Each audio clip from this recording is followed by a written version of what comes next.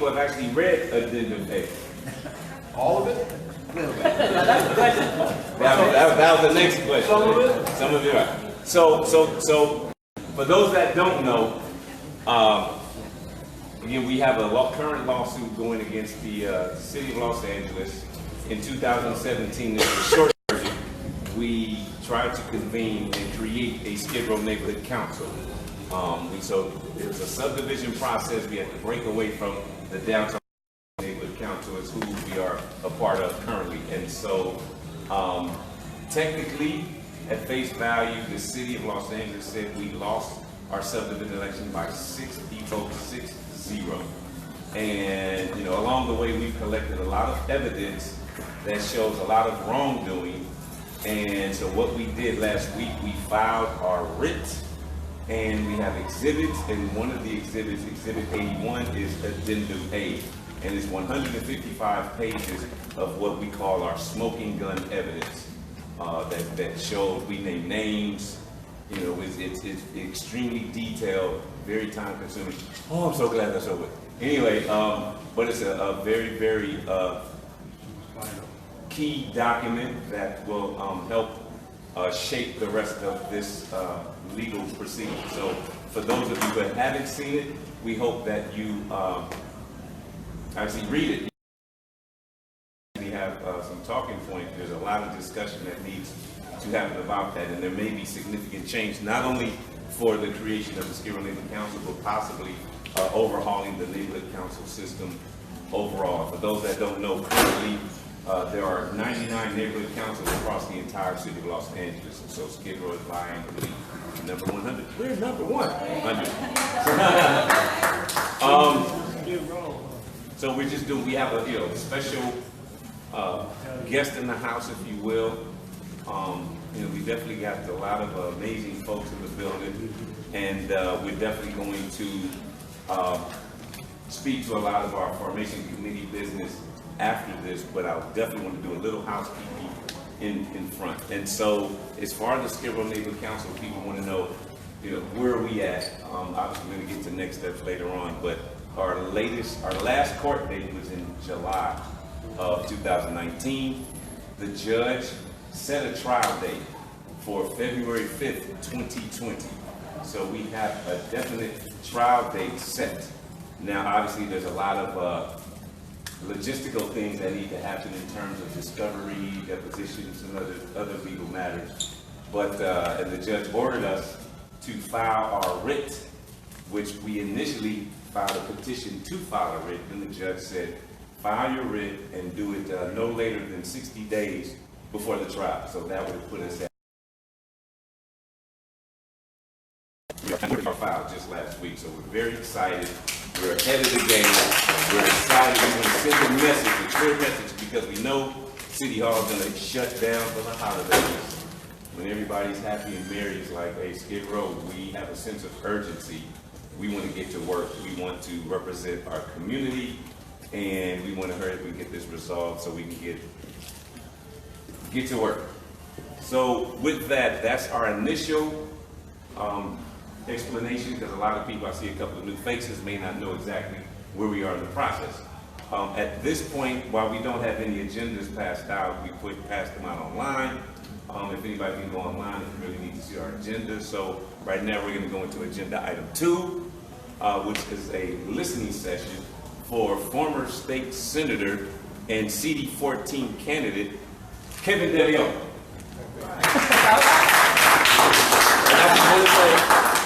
And I just want to say, as a Skid Row Neighborhood Council Formation Committee, we're not endorsing any candidates. We're actually not really involved in the political process at all. It just, my phone rung, and they said they want to come to the, meet the community. And so we just so happen to have this meeting already set, and we just combined both efforts. So now, no other candidates have contacted us to this point. There may be some candidates contacted us soon. We don't know, some additionals, but so we just want to be, fair and above board, and just full disclosure that we're not out chasing and campaigning and things of that sort. So, but I do full disclosure. I've known Senator Kevin De Leon for over 10 years, going all the way back to when my community activist efforts were taking me all the way to Sacramento. For those that don't know, there are 3 levels of government: local, state, and federal. And obviously the local level is here in City Hall, the state level is in Sacramento. And this amazing dude right here was very, very receptive immediately. And we've had an ongoing relationship. And so, we're hoping that whoever it is that wins in the CD14, that there will be a lot of hope, promise, and true solutions for our community in Skid Row, because not only do we want to come up and create the solutions for here in Skid Row, but we also want to create homeless solutions that will affect the city citywide and also possibly nationwide, depending on the policies and initiatives that we actually put forth. And with that, I will turn this portion of the meeting over to Susie.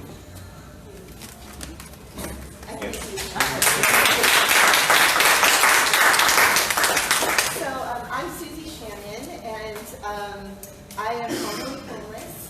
When I was a kid, I lived in hotels, and my family struggled for a little while. And in 2005, I started an organization called Poverty Matters, and we work here on Skid Row at night. Usually when all of the other service organizations are closed, we're up here handing out blankets and clothing, and mainly talking to people and finding out what works and what doesn't out here, who's helping, what's not helping, and then we try to compile all that information, and then we help individuals as well get into housing. We are a housing first organization, and through my work, I met Kevin De Leon, and so I'm very happy to be introducing him today. We just want to let you know this is really a listening session, so this is an opportunity for you to tell your stories, for you to let Kevin know what's working and what's not here. If you have bad experiences, I think it's important that he knows that. If you have good experiences and there have been organizations or people who have helped, I think that's also important to be cataloging that. He's not going to give a policy statement today. This is more that we want to listen to folks who are out here on Skid Row who are either experiencing homelessness, formerly homeless, are service providers, folks who provide other services, and to find out what's going on so that he can help craft a policy that includes the voice of the people who are actually here. So with that, I'll let you know that Kevin has been a champion on homelessness. His bill, No Place Like Home, put $2.2 billion into homeless housing, which then there was a lawsuit, and it became Prop 2, which just passed, so that money should be coming online fairly soon. So already at the get-go, I think he's off to a pretty good start. Again, it's really important to hear everyone's stories. So with that, I will introduce him.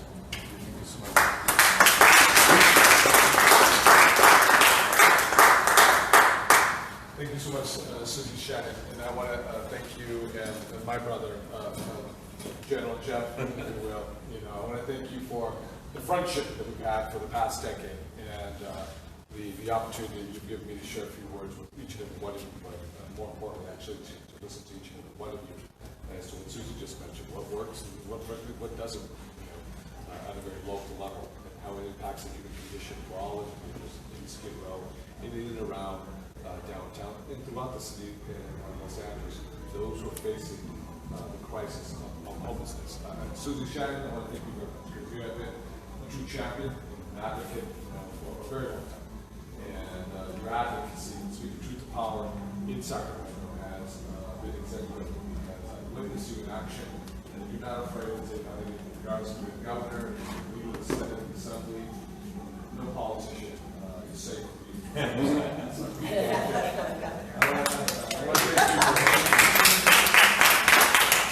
General Jeff, I want to thank you for being an example for our community here too. The way you carry yourself with dignity and elegance and advocacy, and giving voice to those who don't have no voice, and also to speaking truth to power. So I want to thank you. Let's get them also one more time.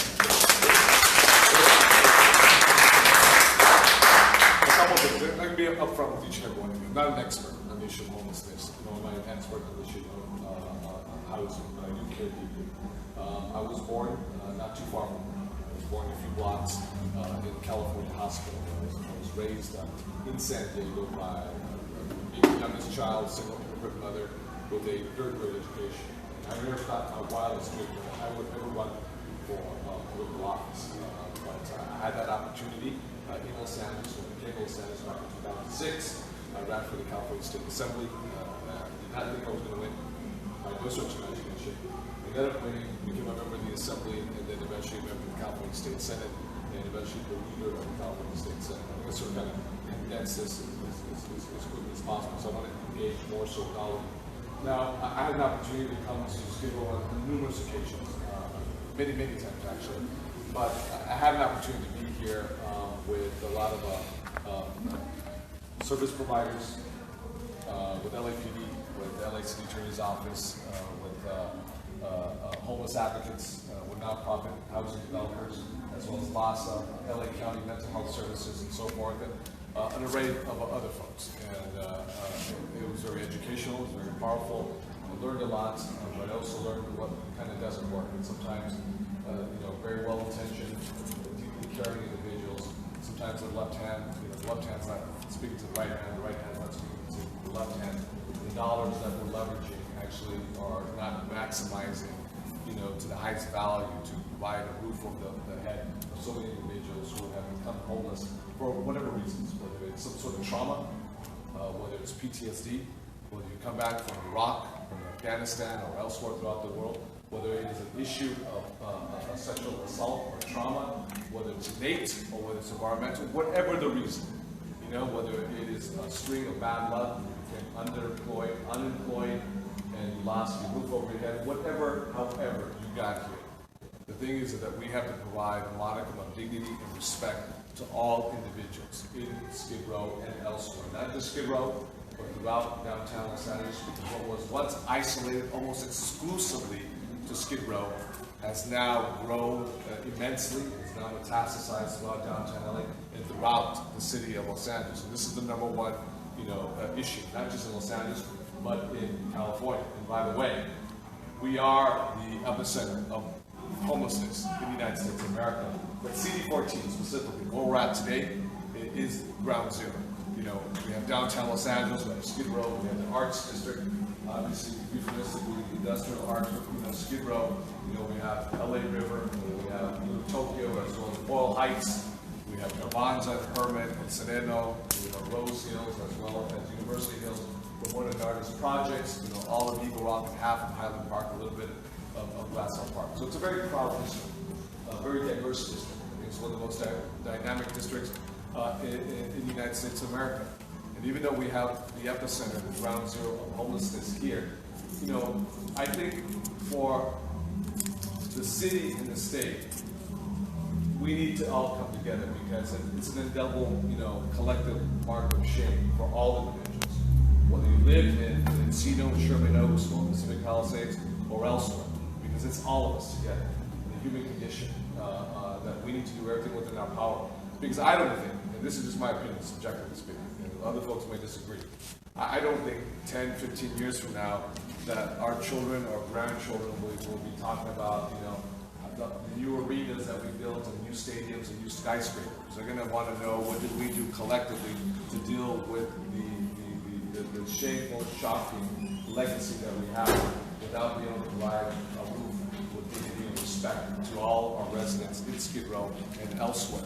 So I just want to thank you very much for giving me this opportunity to share a few words. And as Susie mentioned, from that meeting that I had, collectively, which was in late 2014, I just went to a coffee shop with my predecessor,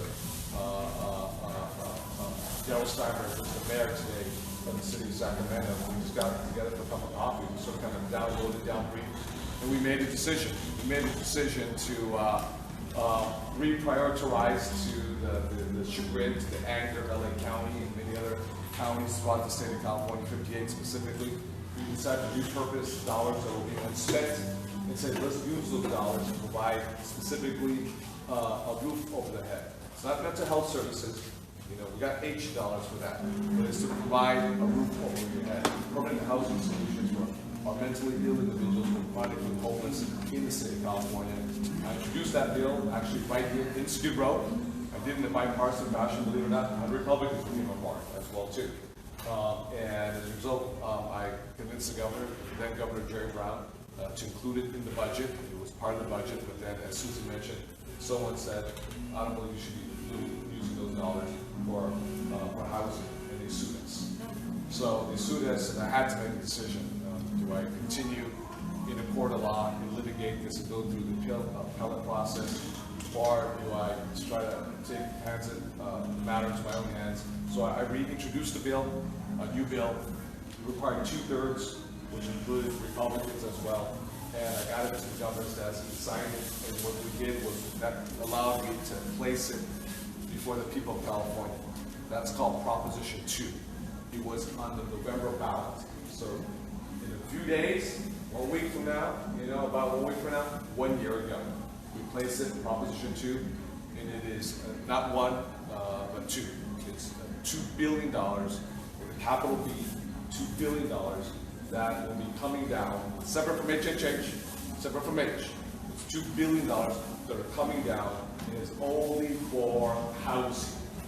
So we can give people that dignity that they deserve, and putting a roof over their head. So the money is called No Place Like Home Act 2018, also known as Proposition 2. I'm the author of the measure itself, and I believe it will go a long way.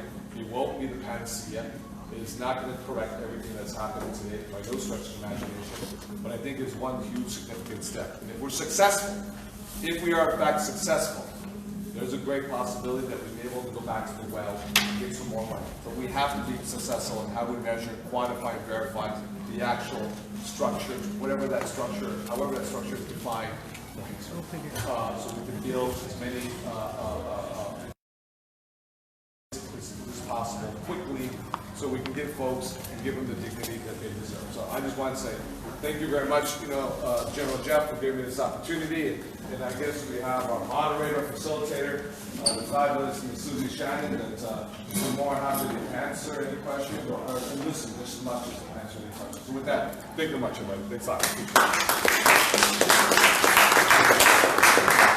Okay, so who would like to start? Just raise your hand. Me. Oh. Ladies first. Oh, ladies first. I'm sorry. Crystal Wells. I think ladies first. Oh, Crystal. I didn't know that someone. Crystal Wells is playing over on 4th and 5th in Alameda, very soon. So when you were talking about building, I thought about the possibility of those train cars that they've been converting. The container. Are those more, least expensive, where you can get more into housing and covering instead of trying to build something from the ground? That's very good. Years. Crystal asked a very good question. Let me say this. This is very important, okay? Because I want to deal with realities also too. Is that dollars are finite, meaning they don't last in perpetuity. So what you need is you need value to get volume, because our problem is huge. It's not a small problem, it's a huge problem. So we need to get the maximum value you can imagine. So the current price point of, I think, average, per unit of $600,000 is not fiscally sustainable. And I think that you can provide a livable quarters, unit that's dignified, that gives them a safe place, give them a safe place, give them dignity, and we're talking about maybe 100 to 150, price per unit. And whatever innovative structure that we can come out that provides dignity, provides safety, provides a place where you feel like this is my home. I'm proud of this place. And that is one option with regards to what you're referring to is the container, cargo containers. That I have seen some designers and architects. Some of them are very beautiful. One of the architects showed me the design. I said, "Oh my God, you could put like 5 or 6 of these together and sell them in Santa Monica, and that'd be like a $2 million house." He says, Big questions. I mean, I was running for CD14, but Oh, I don't know what's your name? Kendrick. Kendrick, nice to meet you, Kendrick. And since I was not invited to the debate at the city club where I'm a member, I'm sorry, if I'd have known, I would have had you invited. It was not inclusive, and after everything I've experienced, General Jeff and I, we've been through it. You know, at first I was a white guy parachuting in from San Francisco. I'm an HR architect. Well, you still in San Francisco too.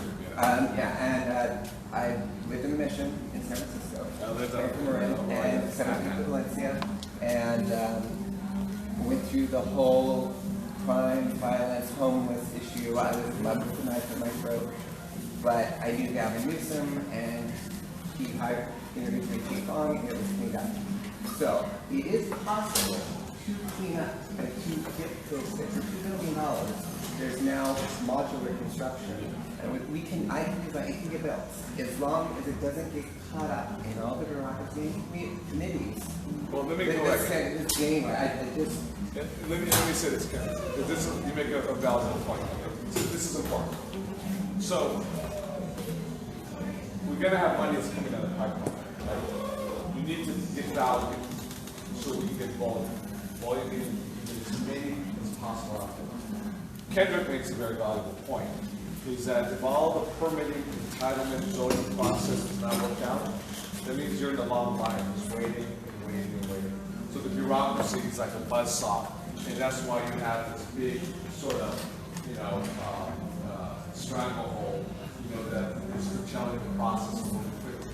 All units regarding our homeless community in Los Angeles go to the front of the line.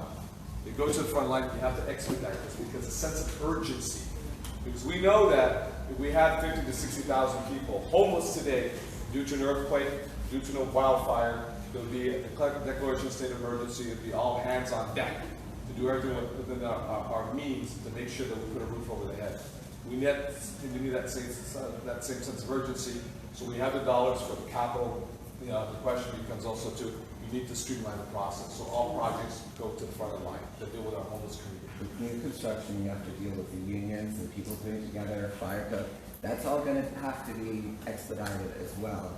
And taking all the special interest clauses out of there so that you're focused on building the housing, not focused on all these extraneous problems that people are making up.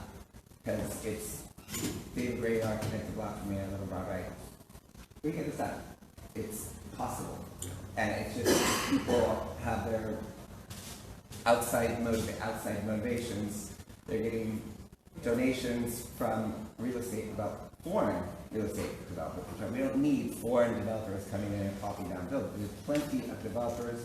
There's plenty of local people to get this done and bring local jobs. By the way, I'm designed film on Sacramento. We were selected. Gavin and I go way back in 20 years. So we can get this done. Okay, give me your card. Who's working with Bill? Yeah. General Jeff, and then I'll give you. So my question, and obviously you're not in Sacramento anymore, but it's about the Mental Health Services Act, Prop 63. Yeah. And when I knew it was coming. I knew it. and knowing that there's potentially billions and millions of dollars of new funding spots that could potentially be repurposed, not just for services, but for housing of mentally ill folks. Is there anything that you think, if you were to win and be the CD14 candidate, anything you can do from your position here? Yeah, well, that's why I got the money. That's why I got the money. Because there was billions of dollars in the coffers that were untouched. And to provide psychotherapeutic services, to our homeless community that are living on the streets, and you come in with a clipboard and you check, as if you provided the necessary psychotherapeutic services to deal with all the internal traumas or to deal with all the other mental illnesses that one is afflicted with. To me, it's nonsensical. You have to stabilize first and foremost, provide the dignity that they need. Then you have the wraparound therapeutic services. So hold on. You You got a private meeting. gotta Yeah, go through her. So Craig, Yeah. So, to your question, is the answer is absolutely yes, without a doubt. Okay, Thank you. Yeah, I had a couple of questions. The first one is the sort of where's your head at question, and that would be if you were to be elected, council person for CD14, what would be your two top priorities? And not just for Skid Row, but for all of CD14, what would be your two top priorities for accomplishments that you'd like to accomplish your first term, first couple of years as a council person? That's number one. Let's figure out, how you prioritize the thing. Number two, I'd like to hear in a concrete way how you would deal with the problem you just enunciated about the $600,000 per door that's being spent for supposedly permanent supportive housing and affordable units in Triple H, okay? And what you would do to actually bring about this, what everybody calls this vague idea of innovation, or this efficiencies, or speeding up the process, and et cetera, et cetera, et cetera. What you would actually do as the CD14 rep to build housing at $100,000 a door instead of the $600,000 a door that they're doing now? How would you actually accomplish that? Okay, a couple things. One, on the issue with regards to priority, Yeah. priority is homelessness, number one. That's number one? That's number one, yeah. And number two? Homelessness. There's no one and two. That's the severity of the issue. Yeah. Let's be very clear. That's the severity, that's how deep it is. Let's be very clear. We've always had a homelessness population in Skid Row, but we've never had the homelessness population to the degree we've ever faced. This is human catastrophe happening in real time, unlike anything we've ever seen before. So that's priority 1, 2, and 3. Okay. So on the issue with regards to accountability and the issue with regards to the amount you spend per unit right here. Right. I move a motion in a resolution in City Council and use my office as a bully pulpit for the whole city of Los Angeles, that if we have X amount of dollars, and the price point per average is $600,000 to $700,000, that we know we'll get X amount of units. With regards to the volume and the prices of the issue, you can pencil this out, and you know that we're only going to get a fraction of what we actually need. So that's why you need volume, but you need to get volume, you need the value. So if you make the price point, whether it's $100,000 or $150,000 maximum, maximum. You use these innovative designs that we have, and there's a lot of them. There's a lot of them here. But do you have a plan to get to that number, to get to that level of efficiency? Or is it just a hope? No, it's not a hope. That's not no. When I got the $2 billion, it wasn't like hope or aspiration. Right. Like I hope it happens. But I got 100% clean energy. I didn't say I hope it happens. I put down in the law, we will get to 100% renewable/clean energy by the year 2045. When they made the state of California a sanctuary state, against Donald Trump targeting immigrants, I didn't say, did a press conference and I hope that it stops attacking immigrants. I put it into law that we will, our LAPD, our county sheriffs, all local law enforcement in the state of California, the 58 counties, will not collaborate or cooperate and use local or state resources to enforce federal immigration law. So that's a plan, and you use and draft that plan, and you put it into a proposal, a policy, and you move that. If it gets approved, then it becomes statutory, it becomes a law. So is that your answer to what you would do specifically? Yes. Yeah. And I think that's sort of the difference between what's been going on in the city, which is that usually people who are outside of government have come up with a plan and presented it, which is how we end up with $500,000-$600,000 units, because that's the plan they present. We need more leadership within city government. They're coming up with the plan. Let me give you an idea. It may not have been the most innovative or the most creative, or the most comprehensive, or quite frankly, the most transparent and democratic way of doing it. But with the No Place Like Home Act of 2018, I went to a coffee shop on the street and I just hashed it out on a piece of napkin, on a napkin. I didn't call for a blue ribbon task force. I didn't call for leaders, whether from Skid Row or from the business sector or from the nonprofit sector, and having other layers, or call for a study to get, a 1,000-page report back so that we can debate the issue ad nauseam. I just went to a coffee shop, I penciled it out, and I said, we're going to do it, and that's how I did it. That's how you get $2 billion. To build those, otherwise you wouldn't make it. You and then A. Senator, the city owns a lot of properties. They own a lot of properties. So I've been baffled by why that has not been a sense of emergency to utilize that property. So how would you go about ensuring that the city's property is used as a sense of emergency for the needs of homeless here in Skid Row? And also, how would you position yourself? I feel that there has been an issue of our elected officials lying in the same bed with hiding developers. So how would you position yourself so that developers have a separate state so that they don't have a right over the needs of the people, and the people actually take priority? Yeah, that's two very good questions. One is I think it's a very good question. In one way, it's kind of sad because it's a very obvious question, with regards to the city assets that the city of LA has, their portfolio of real estate assets, whether it's agency, DWP, right-of-ways, whether it's, building safety, whether it's transportation. So my staff has already identified, key parcels within CD14. So we know with the other 14 council managed districts, there's a tremendous amount of city assets. So the question becomes, with that sense of urgency, if it's city assets, it's on our books, in our portfolio, why don't we utilize those assets to either build that temporary, bridge housing, shelter, or to build permanent housing solutions, immediately. So I agree with you 100%. So that is part of my plan. But in addition to that, my plan is also to bring all the heads of all the agencies, Kevin James, Public Works, Salida, I forget her last name, Transportation, the General for Building Safety, Vince Maruti, bring them all together in one room, and then we're going to work together in sequence, because I think oftentimes the left hand doesn't talk to the right hand, and you have, what are you going to do? I want to hear what you guys say, so I know I can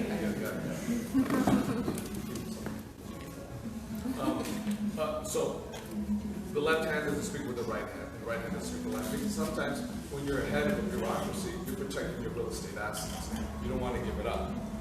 But again, we have a crisis because in lieu of those assets right now, we're not finding the sites to build, whether it's permanent or bridge, shelter. So that's an excellent question, and the answer is that's what I would do there too. The second question was development, right? That's a very good question. I have been meeting with them too. They've asked me the question on the issue of homelessness, and I said, listen, we need to build a city that works for everybody. So that means the issue with regards to inclusionary, that means an issue with regards to workforce housing, that means an issue with regards to our homeless community population in and around downtown LA and outside, because it's gone and metastasized. Remember, until a few years ago, homelessness was just Skid Row, so no one ever thought about it. But now that's metastasized under the freeways, the 101 freeway into the valley, elsewhere. Now it's the #1 issue for folks. Even if folks have very little interactions with our homeless community, the fact that they see on TV every single day, they read about it, it's the #1 issue. So that issue is, I've been very clear. We need to come up with solutions that work for everybody, because what you can't do is have an exclusive area that is exclusive just to market, and you're creating, what you're doing is the income inequality just becomes bigger. We need to have a city that works for everybody. Now, given that Richard Ross's work with the color of law, how would you take redlining, institutionalizing discrimination that has gone back generations ago now, that has literally set up a situation for Skid Row to exist, where predominantly black folks exist here? How would you take those redlining laws, which have been in the books for years, and reverse them so that not only that we are getting, we get a little room with the toilet down hallway, but how do we get to own property? When you take those redlining laws and you reverse them, you give black folks the right to ownership of housing and property. How would you do that? It's a question of having access to capital. You haven't had access to capital because of that. Because what comes first, the chicken or the egg? If you're going to get access to capital, which you can't, not you personally, but you said what your FICO score is, right? Well, my FICO score is, in the tubes, so therefore you won't get access to capital. So it's been about FICO scores, Experian, Equifax, TransUnion, and then we look at how it's manifested in real life, in real life, which is the assets, who owns the assets, who doesn't own the assets, so how do we empower folks getting access to capital, which is absolutely really critical. We have a large community that's underserved, it's underbanked because they don't have, official bank accounts, they don't have FICO scores because they don't have credit, or because it's very expensive to be poor in California. So that television said that perhaps cost someone with a great FICO score, $1,500, for someone who's poor, you're paying $2,500, $3,000, almost twice because of the interest rate that compounds over that principal. So that's what keeps people mired in poverty, and that's one of the big core issues inside. Because remember one thing too, separate about the $2 billion or more dollars coming in, whether it's the state, whether it's the federal, or whether it's the local. Those are dollars that are coming in. But what you're talking about is something that's separate. What you're talking about is capital and the ability to be the ruler of your own destiny.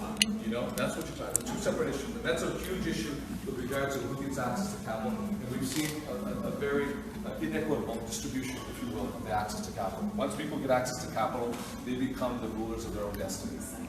And again, if people want to share stories on what's working and what's not, that's also very important. We understand that we want to hear answers here, but it's actually really important to be a voice so that when policy is actually being crafted, that you have told us what it is and isn't. I mean, I have a couple of things I want to say. One thing I wanted to address very quickly on the credit point, I should introduce myself very quickly. My name is William with the AIDS Healthcare Foundation. But I'm also a tenant organizer on the side. I'll have to say that there's this weird feedback loop that we're creating also, though, where every single time a tenant is evicted, for example, from their homes, that gets added to people's credit records, and that ends up impacting whether they have access to credit further down the line when they want to go buy things. One of the things that we've been insisting, at least within AHF for quite a while, is the fact that, look, we have existing bits of built property already.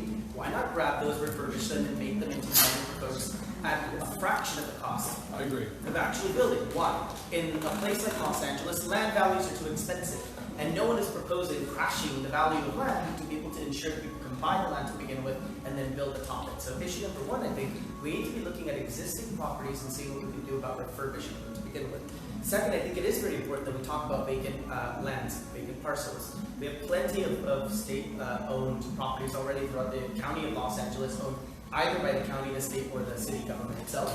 We should be looking at that property as a place where we can be using that for a refurbishment processes where we can, on the one hand. On the other, to be able to use modular housing, something you already mentioned in the past, such as senior housing. Sorry, I'm a little sick. I'm trying to swallow. No, the final thing I would say is, look, the big unaddressed issue here continues to be the fact that if we are constantly creating new homelessness to begin with, we're never going to get ahead of the problem. As an example, when we look at the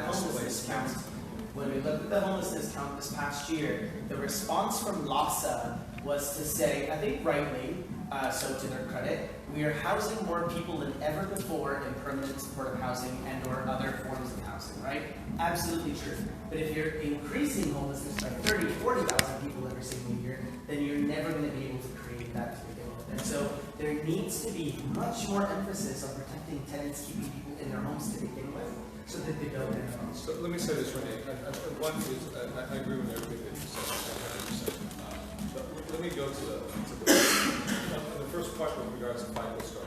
I attempted to do this. I was not successful. I did this when I was in the Assembly, and I think in the Senate as well too, but I wasn't successful because of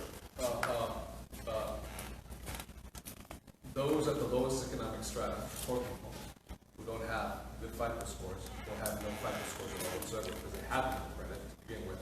I thought to myself, well, how can we get folks to start establishing credit? What I wanted was for utility bills, the utility bills that you pay on a monthly basis, or your cell phone bills. That's something by far and large, no matter if you're wealthy, you're middle class, or you're poor, working poor, you pay a utility bill and you pay a form of communication. Can I just add to that, by the way, that is very common in other countries, where the basic bills like your mobile phone, your utility factored into your credit. Not here, and I got pushback from the telecom, I got big pushback, PUC as well as the investment utilities, the IOUs, but I wanted to factor that in because then the way I was thinking is this: if I'm working class, working poor, but I'm paying my bill on a monthly basis, and I gotta keep my lights on, I gotta keep that water running, and I'm paying my phone bill also at the same time, then I'm starting to build up credit. And then they can get access to the capital. Maybe not the best, points, rates, imagine. I want to go to the last point you made with regards to, because to the city's credit, relatively speaking, they are building a lot, right? But it's relative to the numbers that are leaving. So when we look at our homeless community, we have sort of, it's not one size fits all. We have different profiles, right? We have folks who have been homeless, for a very, very long time, or a whole variety of reasons. We have folks who are the working poor, and all of a sudden come in advance, and all of a sudden it's between someone who has a great FICO score, disposable income, or I can double the rent, if you will, or someone who's been a long-term resident who doesn't have the financial wherewithal to make that rent if I double it or triple it together, right? And it is much more expensive because at the end of the day, when they are displaced and they're on the street, and God forbid, if they don't have a family network that can take care of them in some form, way, or shape, family or friends, that they are homeless. And it is much more expensive for taxpayers, for the city, state, and the federal government to rehouse that individual, right? And thirdly, one of the issues that we haven't talked about is the value of the Section 8 housing. Because I think a lot of,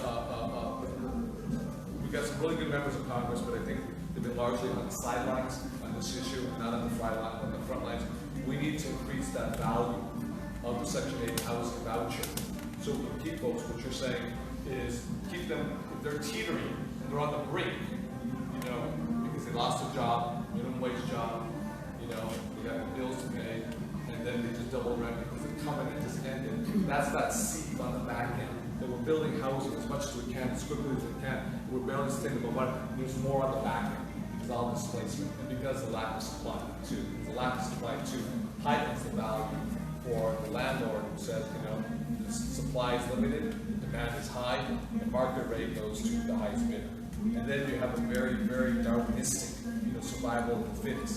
So that he or she who has the best FICO score, the highest educational attainment, the best job, is going to relatively be in a much more comfortable place. Hi, I'm Daniela. I'm here with the Sidewalk Project. We're an organization that we're experiencing in other communities that are dealing with the same issues, trying to bring artists and outside members of the community to raise awareness of the issues that are happening here through raising funds, donations, food, and we do it every month in different regions. But my question for you is, I've been hearing a lot about the building and the actually getting the houses going, but what is your plan for the application process, and what is your plan for educating the members of the community on how best to fulfill their needs in getting housing?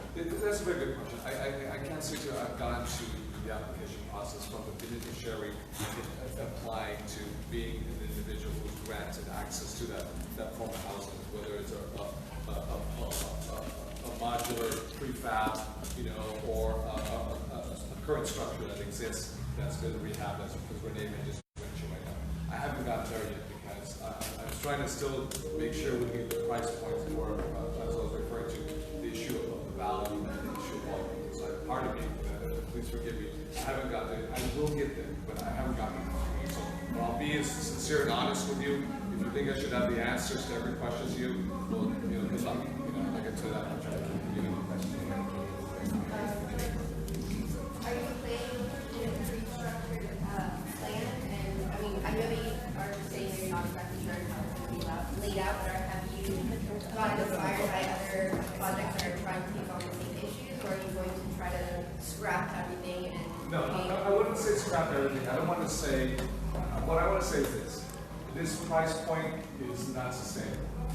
So whatever it is, it's not sustainable. We could actually have taken many of our homeless population and put them at the Ritz Carlton a little bit less expensive. Come on. Am I right? Yeah, That's why I'm talking about everybody should own a home by now. so that's what I'm saying. If you're a public school teacher, if you're a firefighter, many of them can't get into a $600,000 unit right now. So it's great for the person who may get it, but the problem is problem is this and much more than that. But our dollars are finite. So we run the real risk, and this is real, that if we blow the no place like home dollars, and we blow it, there's going to be no more money. There's going to be no more money. Because they're not going to take it from police or firefighting. They're not going to take it from parks, and libraries. There's going to be a limited amount of money. So the money that we have on the no place like home dollars, we have to make sure we get it right on that price point right there. Because, the taxpayers voted. And I'll give the city leaders a lot of credit for persuading the voters on HHH. They're owed a tremendous amount of credit. I give them the respect and the credit that they deserve. They led on this. They convinced the electorate to say, we have to deal with this issue of homelessness. And the voters voted overwhelmingly for HHH. It was perhaps more challenging on the back end on the execution part. So the execution part, the application has to be done in such a way that, again, the two guiding principles. You have to get value to get volume to deal with the issue. Do you have a plan on how you're going to pass that information along to members of the community? Which Once we do, because I feel like it is going to happen and we will be able to start building, is there going to be a plan on how to educate people on how to cover their fire? Yeah, totally, 100%. Another good question that I can put an answer for you. Yeah, no, absolutely. Trust me. Once we get that down, all of us collectively, we're going to have to really blow this one out, together. I've always said to be very clear, and I've always said this when I became assembly member and I became senator. For those who put your eggs in one basket and believe that your elected official, your politician, is going to lead you to the promised land and will have all the answers to solutions and will be the panacea, you're kidding yourself. Amen. You're absolutely kidding yourself. Drank Kool-Aid. Okay, you drank the Kool-Aid. And any politician or anyone who campaigns, who aspires to their own personal ambitions, who's going to say anything and everything that you want to hear, you're going to kid yourself right there. What I've always said is that I will fight for our shared dollars together. And as a result, I think that by any objective measure, the things that I've accomplished so far have been not too bad. Again, I'm not a housing expert nor am I a homeless expert. I just came here and I said, this doesn't work, so then I said, let's just do $2 billion. And we did. We got sued. They sued us. They tried to stop us. And I got to give credit where credit's due. One of my colleagues, Senator Jim Bell from San Jose, he gave me a document. He asked me to read it, and it was Salt Lake City. What they did over there, they went to the housing first model, and it says, we got to do this because we keep burning money left and right. I finally read the document. I was impressed by the document.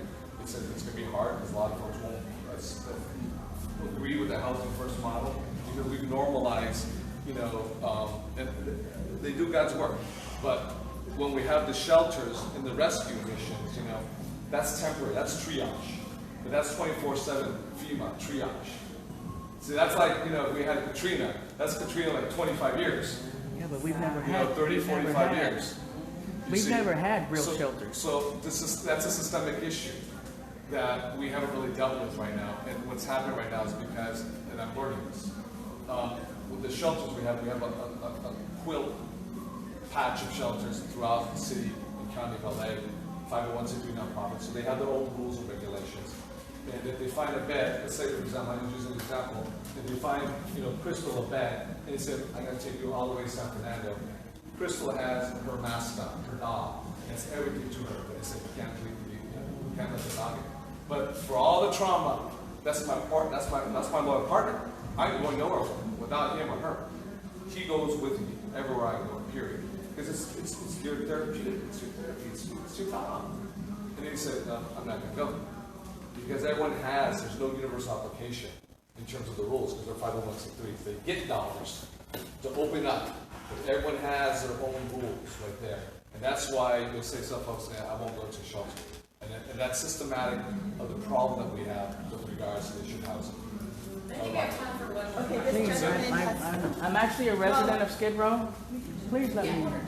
Please, is that okay if I can get up? An actual resident of Skid Row? Oh, no, she wasn't saying you. She was saying you picked the last. And this is the point that why we're here. And I appreciate you coming here, and yes, I should be upset that people that work for nonprofits are taking most of the time instead of the actual, and I appreciate you because you are a resident of Skid Row. But this is the point that I want to, you're actually doing great, you're doing wonderful, because I've been here for 20 years. 20 years. I was one of the actual first elected to the Project Advisory Committee for the City Center Redevelopment Project area when Jan Perry was the councilwoman. So I've been here a long time. I understand the financing, I understand the assemblage of property, I understand all of that. But for me, one of the issues is that the residents of Skid Row have constantly had to fight a battle of always being behind and being, you know, our representatives have to be the heads of these nonprofits and the people that work for these nonprofits. The struggle has been, I actually created, when I was one of the founders of the Downtown Los Angeles Neighborhood Council. I was one of the only people in Skid Row doing that at the time. I did not run for our first election because what I believed in as a veteran who crossed 2 minefields in Kuwait back in 1991 was that I believed that the actual resident, and specifically African American residents, should be able to speak for themselves and not have somebody else speak for them.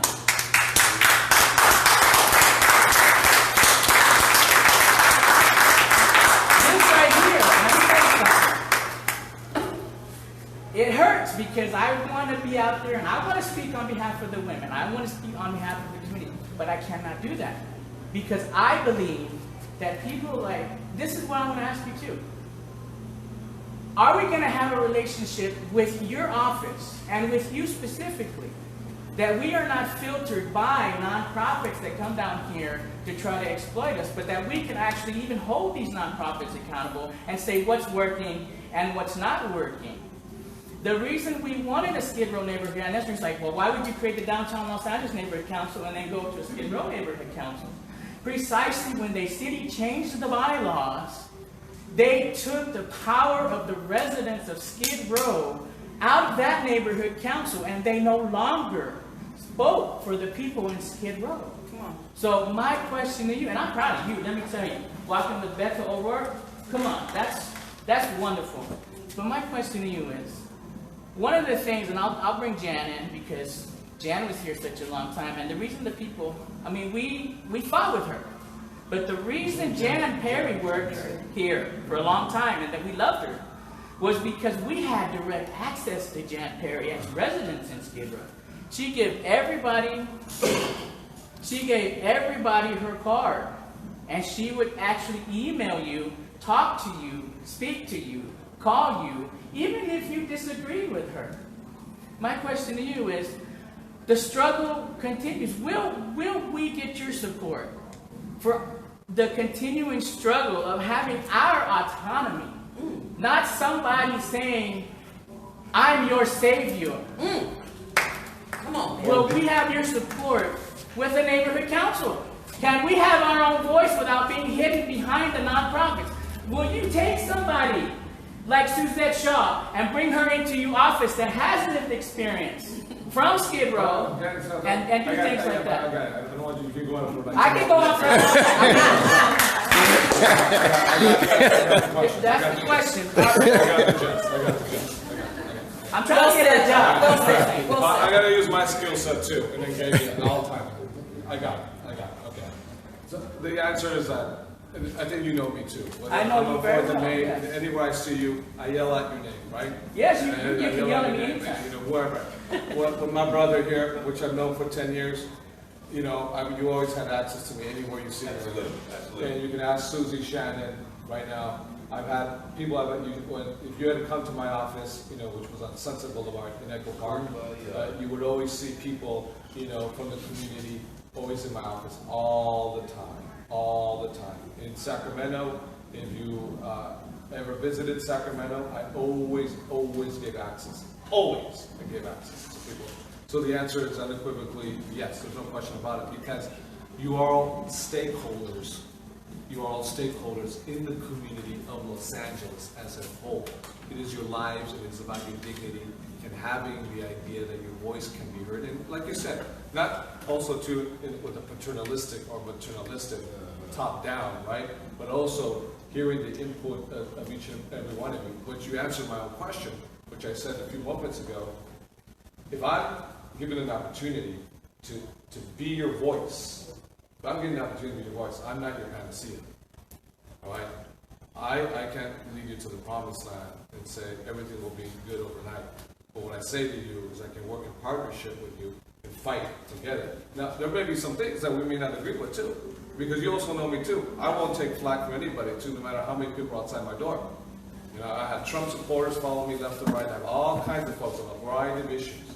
And Susie knows me, and everyone else knows me too. You know, even among friends who are in opposition on a given issue. Because once I make a decision, and I think it's the right decision, I move forward with that decision, you know. So this is where we work together with each other, when we shape our goals. And what are our goals? Our goals are we want to provide dignity and respect to our homeless community. How is that manifested? That is manifested for providing the housing that's necessary for them, and for our homeless community that are wrestling with the demons that they have inside, because we all have demons inside us, every single one of us, and we all need access to psychotherapeutic services. You know, we all need. There were a few more. We're waiting on the neighborhood council answer. That's what I'm saying. You know? So the answer to his question is a long yes. No, But yeah. will that yes be reflected in your staffing? That's a good question. That's a very good question. Thank you. That's a very good question. So what's a good answer? I will get back to you on that one, and when I interview folks. Are you looking for a job? No, All right, okay. no. I'm looking for a call. I think there were 2 hands up here, so. I don't have a question, so I'm going to be easy Commentary. on you. I have a suggestion. Yes. Have you been to the Skid Row Refresh Lab yet? You want to invite me? Please go. It's, Okay. What this is is, it? 24 hours, access to toilets, showers, laundry, and community. Where's it at? It's a couple blocks away. So, and this is the issue. Yeah, this is the issue. I gotta say this. You know, last year or the year before that, I could not figure out why, because the whole issue with people relieving themselves right on the street, and they relieve themselves on the street, and you tell me why I'm right or I'm wrong, because they don't have access to restrooms. Exactly. And more importantly, they don't have access to their own place, where they can relieve themselves anytime they want, however they want, whenever they want. You know, it's just that simple. It's not that turnkey to that roof over your head, where you do what everyone else needs to do. You know, that we take for granted every single day.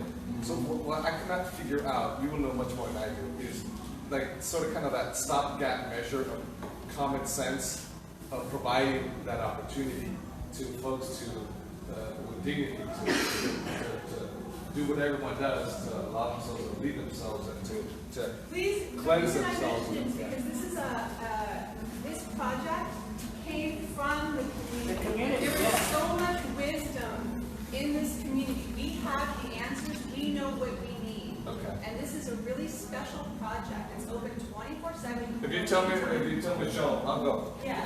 So please go and so that you I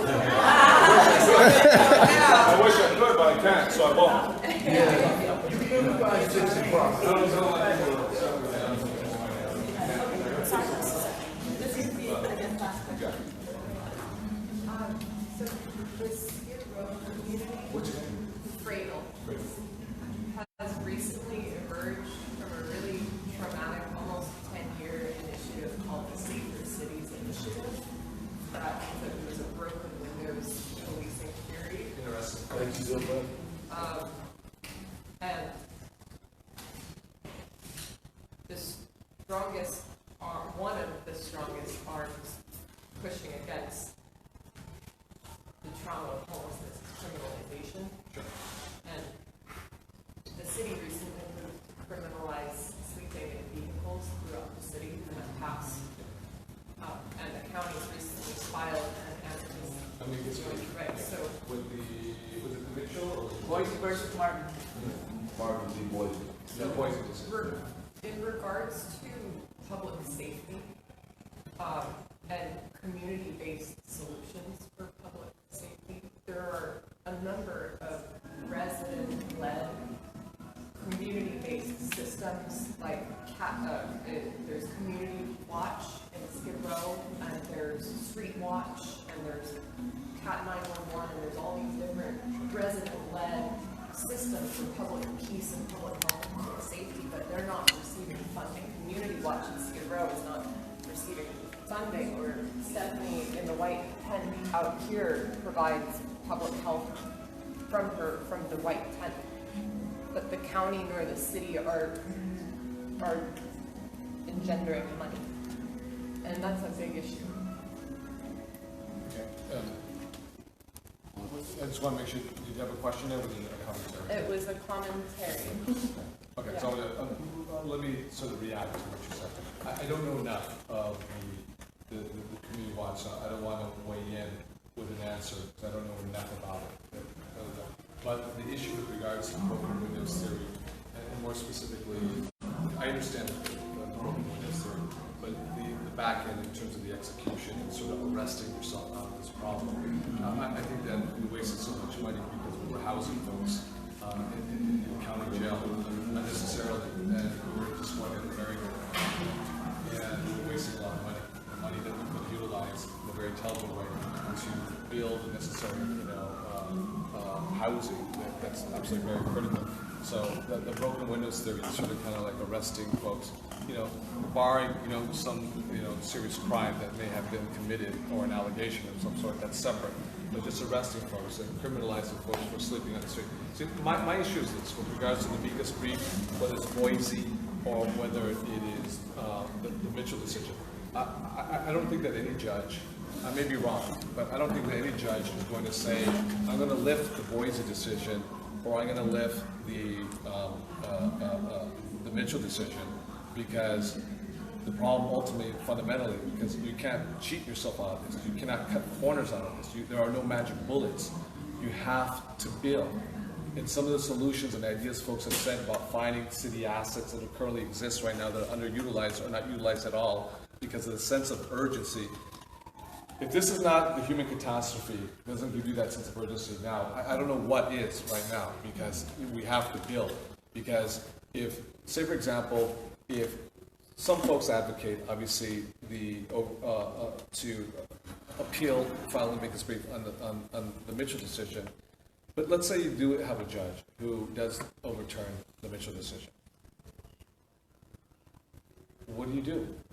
Because you still have a homeless crisis. You continue to criminalize, that's what they're doing. But see, when you criminalize, then we're wasting our money. Exactly. Because folks are being arrested and they're spending days in the jail. They're too full, they're not going to waste their time doing it. And we're going, it's like the cat chasing the mouse, and then the time we're just burning, you're literally taking cash, and you're burning the cash. You're burning the cash, you're burning the cash. And going back to what I said earlier with regards to the left hand doesn't speak to the right hand doesn't speak to the left hand.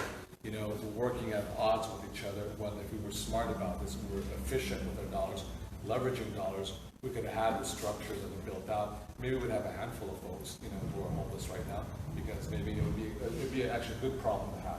We're upside down. The large amount of vacancies exist today on our streets, in our neighborhood streets, in our communities. That's the large amount of vacancies, and we have it upside down. So I think that through a logical perspective, if those decisions were overturned, you still have the problem. It's not going away, nor will it go away until, again, there are no shortcuts. You have to build. Diverse team that has education in all aspects, not just diverse in skin color, but diverse in education that can develop, work together, mental health and housing together. So you're not creating, I'm bipolar and I'm dual diagnosed, so if I got treatment for being bipolar and didn't take care of the alcohol, it got worse. If I took care of the alcohol and took care of bipolar, it didn't never solve the problem. So there isn't an architect or designer on city council. No one really knew what they were doing with that money. I wouldn't believe me. It's very difficult for me to go to meetings and listen to people going around and around when I have interconnection solutions and work with people and listen. May I just say, I'd be remiss if, on this tail end of Domestic Violence Month, if I didn't mention to you and note to you that Black middle-aged elderly women are the #1 demographic displaced into poverty and homelessness by disproportionate, grotesque numbers, not just year after year, but decade after decade. So this is part of that further exacerbating of trauma that we're talking about when we as women were pathologized once we're here. I went from living in a $500,000 million neighborhood to weeks, months later being a missing person called Skid Row home. Once I got here, it didn't matter what I did because I was the same as any other crack hoe woman or ex-con or anybody else living up here as far as the system is concerned. So I want you to understand this in the sense of we as Black people, especially as Black women, our voices get muted, we get completely taken out of the conversation, and we are not empowered to speak for ourselves. I do appreciate him noting that, because it is very important that we have not only access to you, but that we actually have our own platform directing that access and empowering ourselves. You know, I appreciate that. I appreciate that very much so. And I think I speak truth to power, and I think that I live my core values. As leader of the Senate, I made the first woman to be the Chief Sergeant of Arms. The position of Chief Sergeant of Arms is the individual who is in charge of all the security for the institution itself, for the Senate, and for the individual senators. And that was a woman, and that was a Black woman. First in the history of the state of California. I also made the first Black woman to be the chair of the budget committee of the California State Senate. That's Senator Holly Mitchell. You know, I put in charge of the budget of the state of California right there as the chair of the budget committee. So I think I live my core values. Thank you. I want to, just quickly before we end, I want to recognize Samson Harris, who is literally the godfather of Housing First. He actually showed what the cost savings are, moving folks into permanent supportive housing as opposed to the shelter, transitional housing, whatever model that we have. So thank you so much for coming. And also, Fight against criminalization of homelessness. Say again? Fight all out against the unnecessary criminalization of the homeless. Yes, I agree. Let's provide. Celinda. Oh, Celinda. Okay. I know. I was trying to figure out. Cigarettes. Send it to me. Who was with Housing for Health? The county. Oh, you're with the county. Yeah. So she works with us. So before we can I just say one thing? Yeah. Sam. Because, first of all, thank you for inviting me and letting me know this and to participate by listening. But, you know, I think a lot of you have heard this housing first, like get people right off the street into housing, dignity, rights. And what I want to tell you is that Housing First started in meetings just like this. Housing First was not started by me. I mean, I kind of figured out how to fund it, but the idea that we don't need other stuff to do as housing came from conversations with people who were homeless, and we just had the wherewithal to listen. So it's such a pleasure to hear all of the ideas that you presented, and I think this is where the fertile ground of real change actually happens. To empower homeless people to solve their own problems. Before we conclude, I just want to open it up to say, to invite those that have not spoken, give them the opportunity. If they want to speak, Delphine, if you want to. Yeah, well, a solution to not continue homelessness happens to be every time that we have a pay rate increase, it seems like everybody else, our landlords, those with the rents, they also increase the rent. So that kind of defeats the purpose of us getting a pay increase on your job. Yeah. No, you never say ahead of it. Right, exactly. And I think it should be some type of rules and regulation when it comes down to our landlords, our property owners who are renting to those who have those low and middle types of income. Because low housing income works, the senior housing income works. If they apply that along with everybody who's regular working here, because I mean the truth is, how are you going to afford a one-bedroom apartment and you're only making $15 an hour? You see what I'm saying? Along with transportation, food and utilities and the whole bit. So that should be implemented on, to me, all landlord owners, as well as not judging or keeping us from having employment just as well as renting because of an incident that happens to you that have lowered your FICO score. I don't think FICO score should be a judge for you to have a job or a judge for you to have the right to live. And that has been part of the problem because they look at other issues or mental issues, but they don't look at just somebody who had a car accident.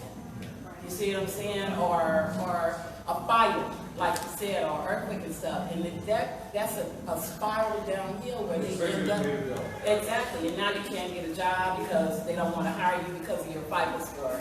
You can't get a place to live because of that, just as well as you being evicted behind those issues, right? And then the judge is putting the eviction notice on it, and then that holds you for like 2 to 5 years of not getting a place, even though you're improving your personal situation.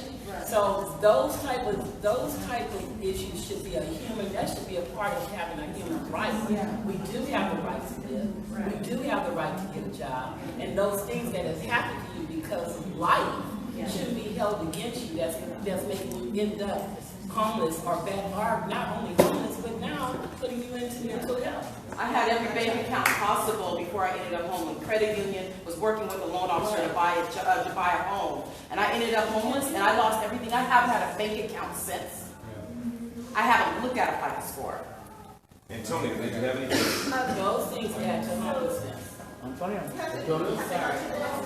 Thank you so much to everyone who came in to help us to. I guess we could do one more. You can walk with me outside. I just want to honor that you're here. Oh,